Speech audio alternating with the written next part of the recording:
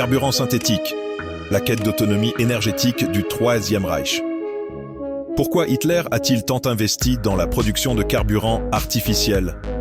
Derrière les grandes campagnes militaires de la Seconde Guerre mondiale se cachait une bataille silencieuse, celle de l'énergie.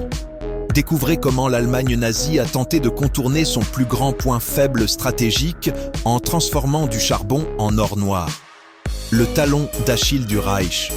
Dès son arrivée au pouvoir en 1933, Hitler sait que l'Allemagne est vulnérable.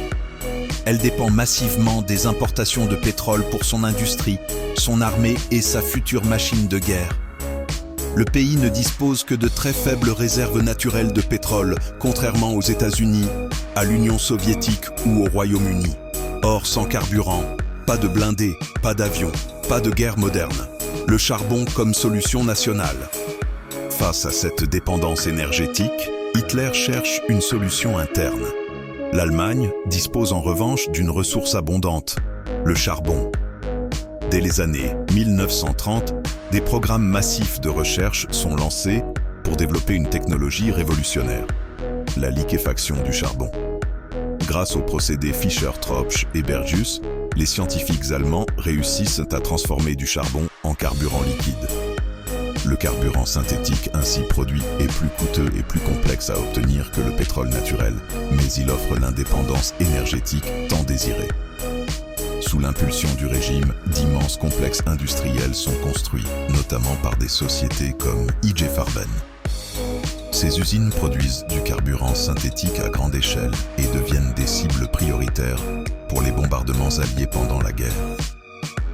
En 1944, près de 50% du carburant allemand provient du charbon transformé. Sans ces usines, l'Allemagne n'aurait pas pu soutenir ses opérations militaires sur plusieurs fronts. Pourquoi l'autonomie énergétique était une obsession ? Pour Hitler, l'autonomie énergétique était un préalable indispensable à l'expansion militaire.